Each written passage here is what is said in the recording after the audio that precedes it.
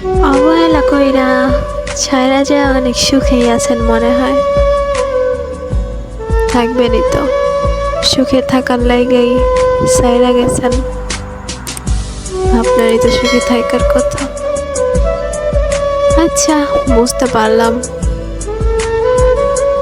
কিন্তু আবার কেন আমারে মেসেজ কল দিয়ে বিরক্ত করতেছেন?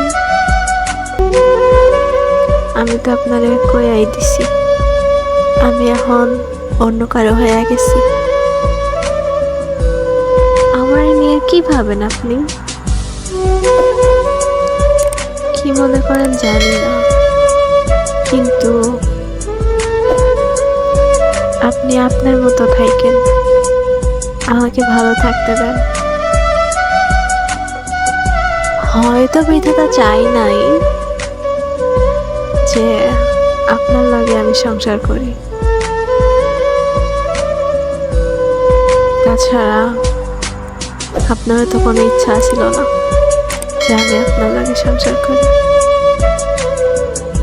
তবে যে স্বপ্ন দেখাইছেন ওই স্বপ্ন নিয়েই সারা জীবন বাঁচতে পারবো আমি, কিন্তু আপনি তো পারবেন না, কারণ আপনি হচ্ছে প্লে বয়।